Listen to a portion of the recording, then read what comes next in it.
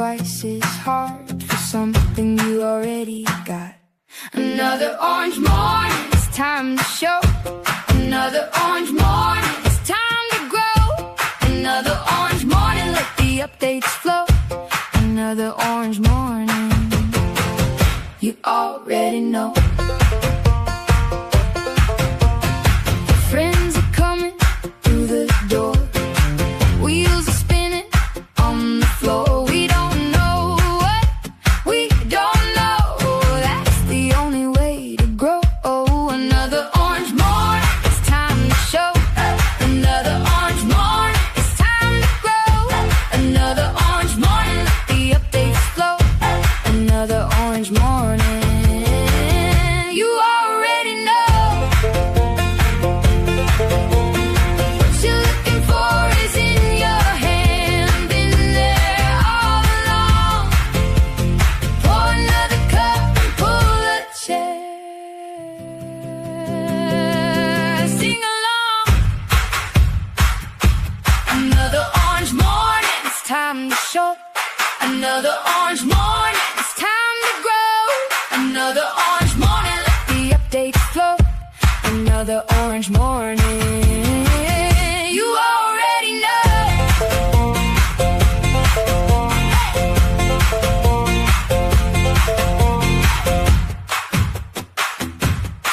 Hey!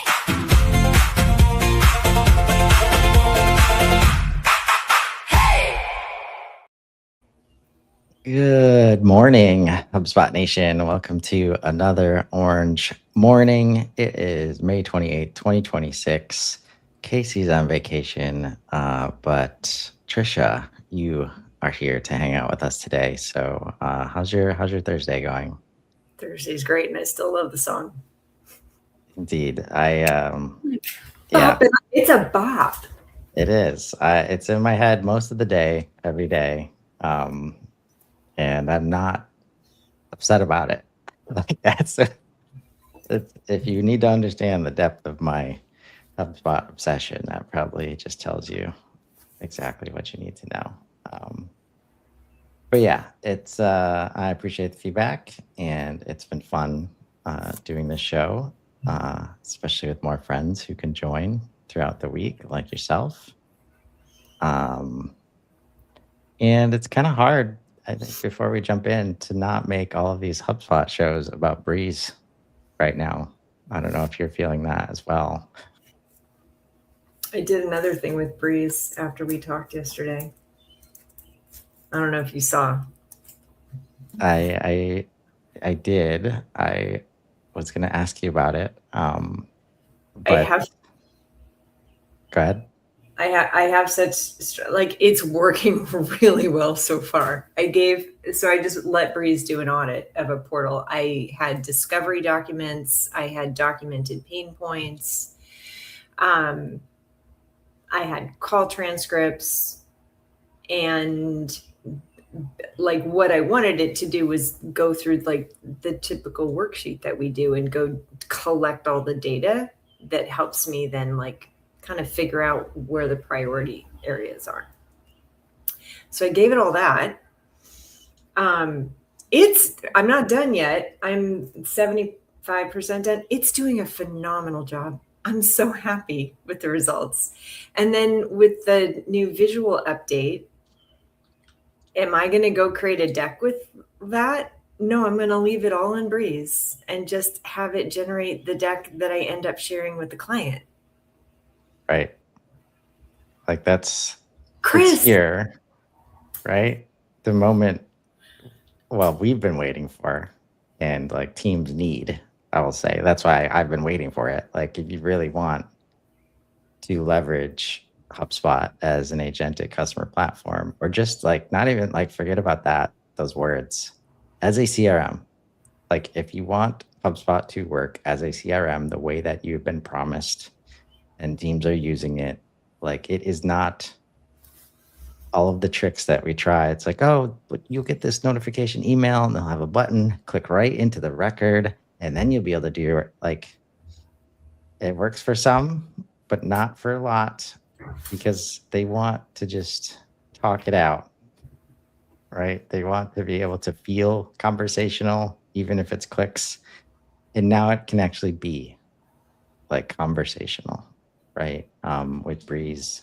So we have crossed the threshold, I think, of personally, I had not put a ton of effort into developing the same thing I have outside of HubSpot into inside of HubSpot because I could not trust Breeze Assistant and what it could or could not access. And when you are using HubSpot like a full platform and you're using, like, you could count on Breeze for a while if it's just contacts, companies, and deals all day. But as soon as you would go out, because it's trained on like the customer data, and when the customer base is usually in those three objects, everything's fine. But the moment you start asking about services or projects or any of the other objects that also have pipelines, and it would automatically come back as if it were a deal pipeline, like, that's a problem. So the critical thinking update that just came out is like, okay, yep, that solves it. Because even if you don't have access, you're going to be able to tell me, like, and I'll be able to trust you. Anyways, speaking of things that you can use HubSpot for now that most people might not be, I think this Tasks app refresh is one of the things. As a non-project management person that knows project management is required and needs to happen, but I don't want to invest in other tools or setup or whatever. I am so happy to see this in HubSpot. And since my agent can access it and set it up for me, like literally my project management agent, I said last week, why don't you go get a PMP certification? And it did all the stuff, and now it has an expertise packer on that. And of course, project management gets better. Like, so with this kind of layer of the Tasks app, you get to use tasks in HubSpot the way that, a lot of people have wanted to outside of sales without having it be separate, right? So they've brought this together. And so app, if you're not familiar, that's how HubSpot refers to like all the different kind of functionality types or spots in HubSpot. So the Tasks app now functions the same way that other CRM objects do. This new experience unlocks powerful, familiar features you already expect across the CRM, like multiple views, richer filtering, and more flexible ways to organize and manage your work, all in a dedicated Tasks app. And then I do, why does it matter? If you'd like.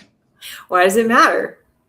Tasks are core to how teams stay organized and move work forward, but historically, tasks behave differently from the rest of the CRM. Tasks are now more flexible to view and organize, more consistent with other CRM objects like contacts and deals, easier to adapt to different workflows and working styles. The result is a more powerful, more predictable task experience that scales with how your team works in HubSpot. Indeed. And just like all of these moments that they've been fixing where it's like fill in the blank behave differently than the rest of the portal. I think they're almost done like solving for that, especially across the CRM objects. And naturally it's just going to get better. And those are the things where it's like, if it behaves differently, I'm not going to get mad about Breeze Assistant getting confused by things like that. But that means I can't count on it to understand, those differences effectively. This is really interesting. I am working with a client right now that we built out a very robust project instance for with tasks. So like 2 arms of their business. One has a project plan that has like 122 tasks in it, and the other one it's more around 45. But they have a lot in there. They have a lot of, and it's the same plan for every company that goes through this process. So they have a lot of the same tasks. And one of the things we're having, I didn't see the word association in here. And one of the things we're finding is that it is hard to associate tasks with projects after the fact if the task has already been created. Anyway, yeah. I'm interested to see, because I've been doing so much work with tasks lately, especially in sort of Gantt view type stuff. I'm interested to see what this means. Yeah. Yep, I've run into that same thing. But associations are available across the board. And I think the hard part is understanding which object to use when. I've gotten pretty granular about how we use it for our clients in terms of separating between service and individual projects that are at a high level and specific deliverables that are needed to support that. And then the everyday tasks that like you just need to track them, but they need to get done. How much information do you put in each place matters if the human's viewing that information, but also if you're trying to get help from AI to, support things like processing a transcript into task management, which is really what a ton of people are trying to do, as they should be. And this, I am loving this new experience on the index page. It makes me really sad when the current portal that I'm in doesn't have it. But it is a kind of a step change in terms of like how you're going to manage this space. So streamlined index page and updates to board view, considered a major update and also trending. I've seen it as a pattern on every portal I touched yesterday. This is applied? There's like a banner at the top saying, want to try it? Oh, right. Yeah. So it looks like they're ready for the full rollout, which is good. The CRM index page, the centralized place for contacts, companies, deals, tickets, notes, emails, projects, all of the things that we've been talking about, all of the CRM objects, has been updated with a cleaner layout, a simplified toolbar, and an improved board view, making it faster to navigate with your records and take action without extra clicks. Visit the Streamlined Index Resource Center for a full walkthrough of all of the changes. That's kind of a new thing, so I'm going to click. I almost did that yesterday. I was like, oh, what, oh. Yeah. So lots of resources here. You probably just click on this button and I'll tell you all about it. Since we got this up, like this is the biggest, like there's two changes for me that I've experienced. And like, so the save is now down here, right? It's not there's no icon up here, and that can be easy to miss. But also the way you add a new column, there's a few more clicks to get there unless you get comfortable with adding it, like using the in column functionality, which is probably easier for me to just like show it. Yeah, because I didn't even notice the in column functionality yesterday. Yeah. Which is like this, right? Dots. Add column. Okay. But even there, it's if you want to add multiple, like you don't have the context of the usual window. Either way, like that settings panel, like it just allows for all of the configuration that people have been wanting to do like for a long time. And it's super cool. So I highly recommend you click that button if you haven't yet. This next one, see, how is this not a major update? Like I just don't trust the major update tag. Like, HubSpot agent CLI. What is it? We've recently shared our vision for building an open ecosystem for the agent era. The premise is simple. AI agents should be able to run on HubSpot and to run HubSpot. Today, we are extending the ability for agents to run HubSpot with the HubSpot Agent CLI. The HubSpot Agent CLI brings your HubSpot data and intelligence into OpenAI Codex, Claude Cowork, or Claude Code. You can use these agents to automate repetitive, bulk, and scheduled work, so the work happens on its own before you even get to your desk. Amazing. The simplest way to think about it, take the questions you've been asking or the tasks you've been completing repeatedly in chat and automate them, so you get more time back to do the work that matters. Yeah. For example, marketers can ask, every Monday at 8 a.m., find high-fit contacts with no associated deal, no recent sales activity, or missing key enrichment fields. Then send RevOps a prioritized cleanup list with suggested next actions. Sales teams and revenue operations can ask, every morning at 7 a.m., check my pipeline for deals closing this week with no activity in the past 5 days and send me a summary. Support reps can ask, pull the last 5 tickets from this contact, summarize each resolution, and flag any recurring issue patterns. And customer success teams can ask, for my account review this week, summarize open deals, recent support activity, and last NPS score for each account in my book of business. Why does it matter? We're building a platform where agent infrastructure is a choice your agents make based on what's right for your workflow.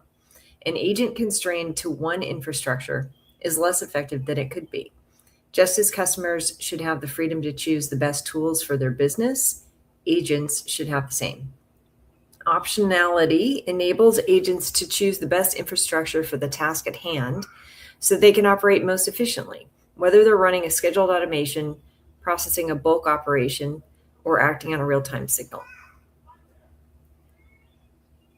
You and I were just talking yesterday about how I see the role of RevOps and really effective sales ops teams changing in the next year or two, and how I think the most successful teams will be the ones that routinely ask questions about their data and just make it part of their, like, here's a great example, weekly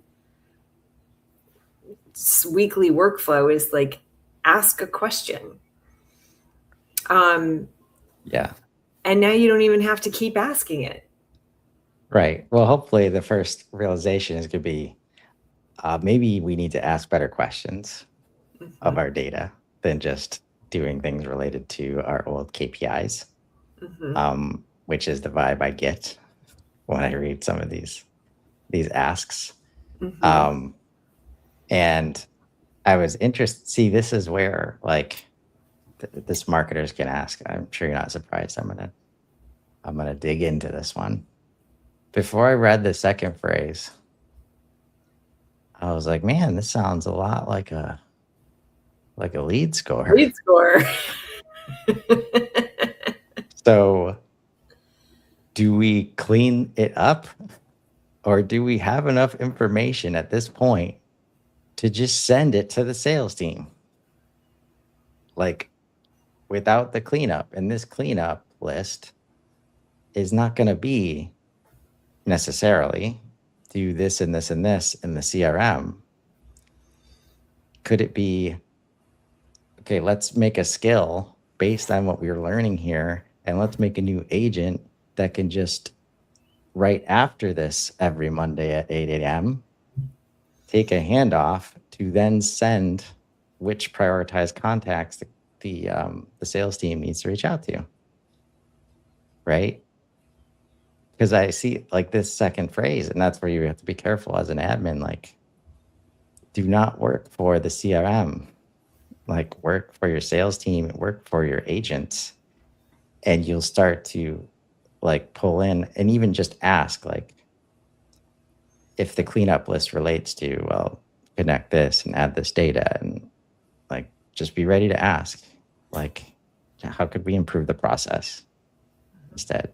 Like, how could the sales team already have been notified, like, that these were prioritized contacts? So yeah, this is powerful stuff. Nico and I are doing a boot camp coming up, a 3-day boot camp in July and in Thursday, that is focused on building, like, really just making this practical for folks. Like, if you're an admin and if you're an ops, every other user, there's a path towards being off the hook with what I'm about to say. Like, you must learn to manage HubSpot via agents. It will not be optional. Like, that's how they're developing. And if you don't, somebody else will, including some of the agents that HubSpot comes out with themselves. Right? So don't let this, don't let fear win here. Like, it's really lovely once you like lean into it and can understand that, oh wow, I don't have to click all these buttons and have 45 tabs open. I can just, work with Breeze Assistant now a lot of the times, which we're almost at the point where we can't resist opening up Assistant, I think. Any others on here? Wait, you said it starts next Thursday? When is this 3-day workshop? That's a good question. I have an immediate client that I think would be I'm interested in attending, but I have a client that I'm like, I totally think that they would want to. Yeah, so we're doing a preview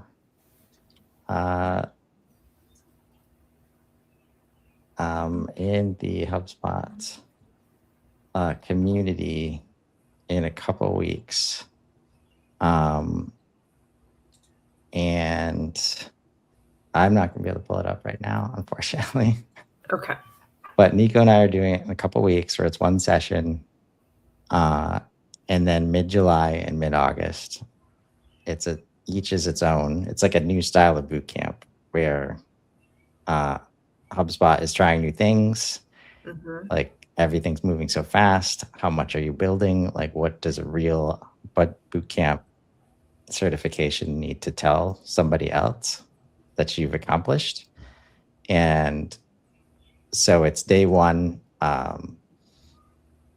This is the theory, and like Nico and I build something like in front of you, and then you have homework so that's Tuesday, and then on Thursday the homework, you need to have built something and be ready to show it. And then the day in the middle is like, basically Q&A, like maybe some live workshopping with the builds, but through the perspective of like the Claude Code command line. But as we see this, like, HubSpot Agent CLI is going to play a role for sure. But this idea of using agentic-based flows of work, right? Relying on agents because they can work faster, longer, smarter, all the things, but they still need human oversight. And they still need that human domain expertise that you have and others in your business have. So we're excited for that, and it's good to see HubSpot trying new things, because I think the only way that you really learn AI right now is building with it. So I will follow up on this thread with the exact links to the preview and the bootcamp itself. And all that stuff is free. So might as well take advantage if you're interested in it. Might as well. Might as well. And You if heard you it want here. Chris said if you're not doing this, you should. I mean, Everybody that's should be doing this. That's the truth. George is talking about bringing, another. He's done a couple super admin trainings in the past, super admin boot camps himself, like before HubSpot and his own advanced versions. And we kind of joked yesterday. It was like 10-week program. Breeze Assistant doing this week 1. Breeze Assistant doing this week 2. Breeze Assistant doing this. Like, it's probably not far off, like from the truth. And so that means, as an admin, as a HubSpot manager, your role becomes making that possible, for the rest of your team, which you should appreciate. Like, don't be the break fix person anymore. Like, be the enablement and the empowerment person.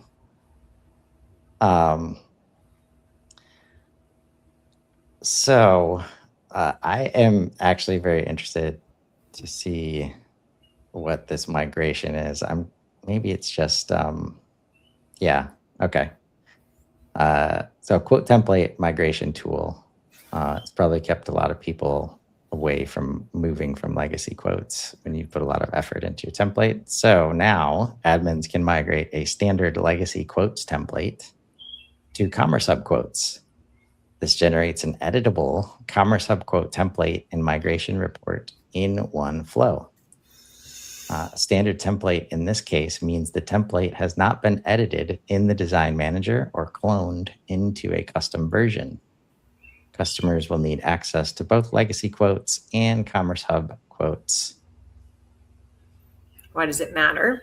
Migrating templates is often time consuming and manual. Customers typically need to reference content from legacy templates and rebuild it within the new system, which adds significant effort to the process. This extra layer of manual work can slow adoption and make migrations more challenging overall. Did I read this right, though, that if the template has been customized, you still can't migrate it? Yep. So, yeah. It's a hit. It's a start. But I think it might be a miss. Yeah. I mean, there's just so many companies that, and understandably so, like when you sell HubSpot as like an out-of-the-box solution and you've been using those out-of-box solutions and then you're asked to move to the next thing and you can't use those solutions that you've been relying on, it's like requires rework of some sort, like if you're going to move. And so even if you've been enjoying these out-of-the-box templates, I could see this getting in the way. It's always funny when they say things like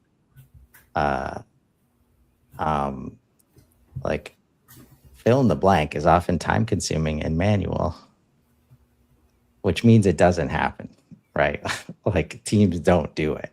Like, so this whole next part, like, yep, they're not referencing, like they're just not migrating, like they're creating workarounds and stuff like that. So good to see this as an option now.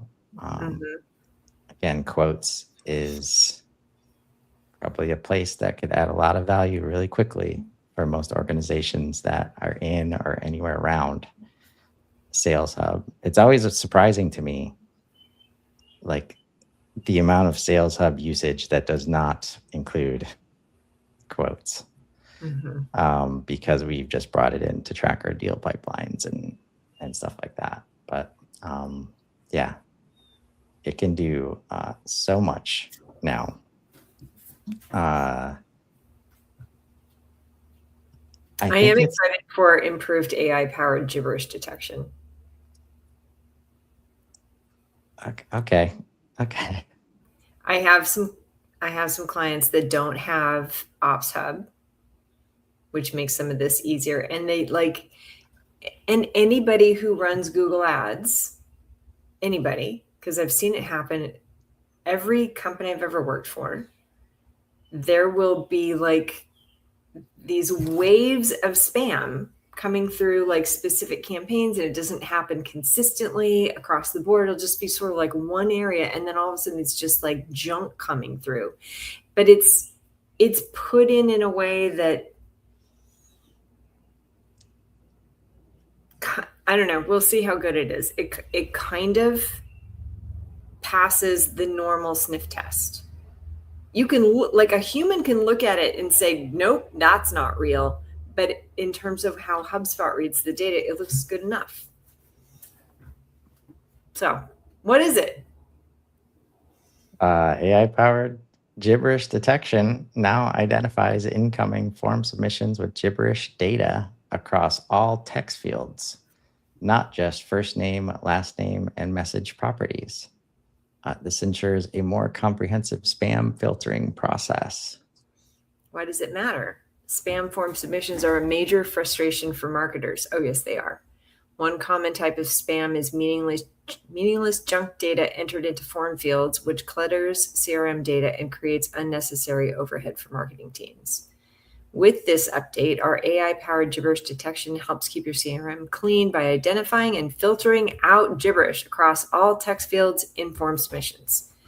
Note, detecting gibberish detection for sensitive data fields is not included in this update. That makes sense. I wonder if this means it's going to be harder for me to submit test form submissions. I'm going to have to come up with a new naming convention. Right? Probably.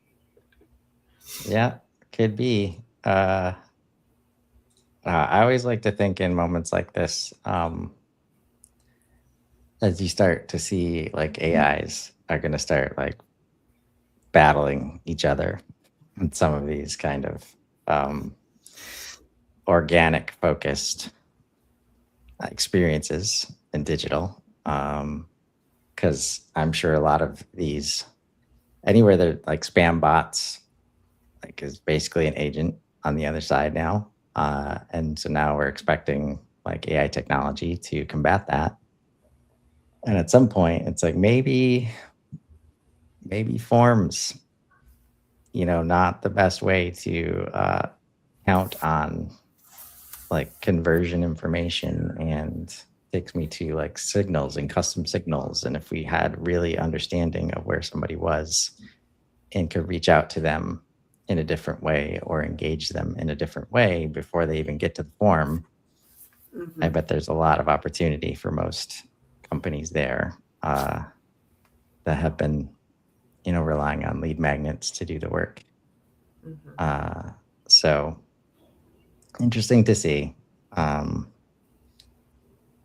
I would hope that we can use that to like create insights for things like maybe you should shut this form down.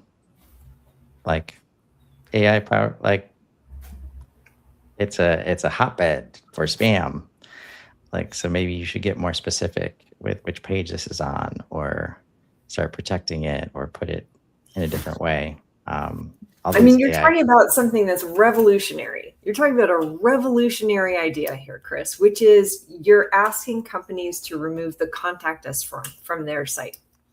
And everybody has an expectation right now. If you go to a website and you want to talk to a person at that company, there should be a contact page. There should be a way to contact them. And you're asking, or you're proposing that we eliminate that, which makes any company uncomfortable because you're now weeding out the bad with the good. And there's no vision for what the replacement experience looks like yet.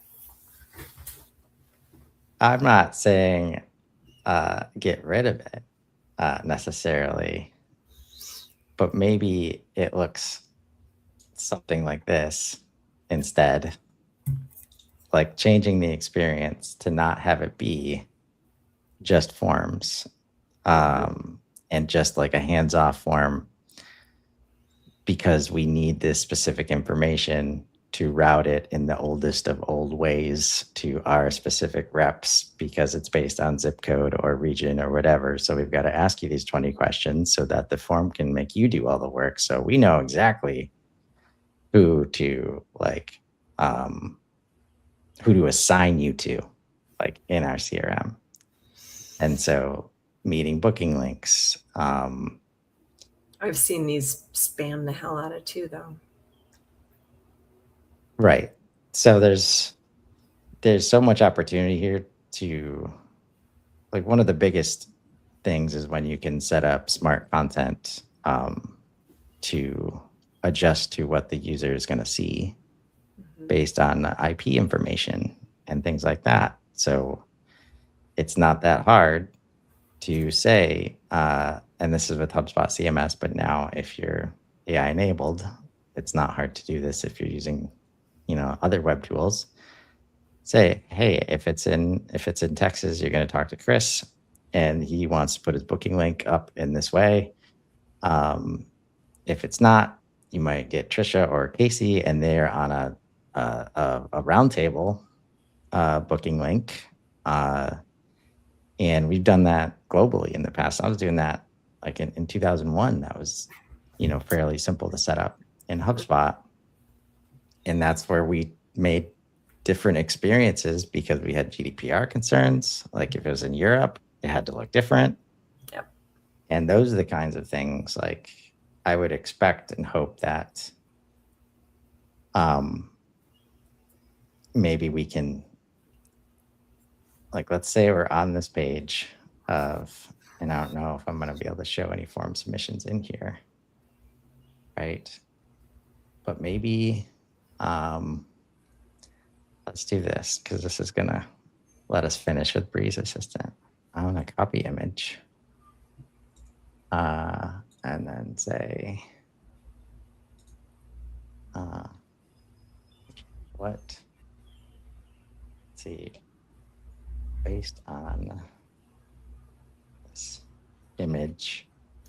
And imagine if I were on this page and looking at spam submissions, what can we do to learn and grow from our spam submissions? And then can I paste? I can. I like that. That I also don't know when that happened. There's nothing that screams you can paste images in here now. Huge. Delighted. Yep. Indeed. Like it's pretty much, again, the moment we've been waiting for in terms of can we just have it be a similar experience to what we're using in the LLM chats every day. And so we see here. Use our beta. Yeah. So I should have went to a different page. But either way, it's a question I was wanting to answer to as we were going through it. Like what you can do, like turn spam into pattern review, an ongoing quality signal, inspect actual fields, like which ones are they exploiting really when they put, like this is where if it's just like when they can just put real first names and last names on there and then they're doing something else, that's what this update starts to help with. Strength and prevention at the form level. But this is the part that everybody moves to, but you start to make it hard for the real people that want to submit. So usually you make the business case to just deal with the spam submissions. And then that's what we're getting help with here. Use release delete decisions as training data for your team. And then watch the spam trends per form. And the more that you like engage Breeze Assistant with like participating in this process, it will learn with you.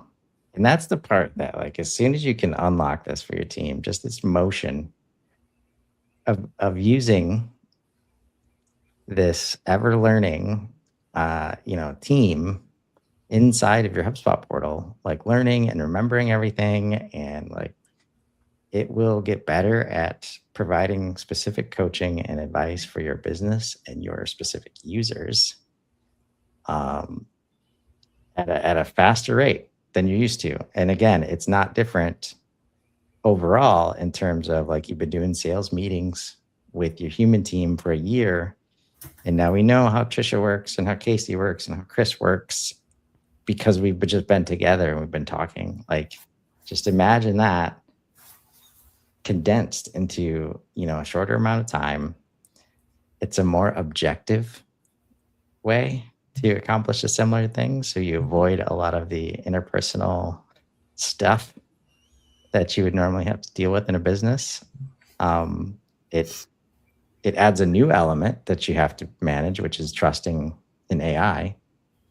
But again, similar to trusting the other human beings on a call. Like, can I say this thing in front of this person right now? Or is it going to come back to me in some way that I know it always does? It's so similar, right? So if we can the cool thing is that you can architect the system in a way that starts to support it without a lot of the gray area stuff that can get in the way of doing it, for your business. So, and the other cool thing is that it's just there, available on every portal at every subscription level. Right. And then I just want to show this every day. And I'm at time actually, so I cannot do that. But just go find a reason to ask Bree's assistant for a visual about anything. Oh yeah. If you haven't done that yet, please go do it. It's so good at what it can do right now and what it can produce. And you're guaranteed to get an idea of what you can start doing with Bree's assistant if you go and ask that. So this has been another Orange Morning. Thank you so much, Trisha. Thank you. And everybody to have a great Thursday. I'll see you next time. Bye.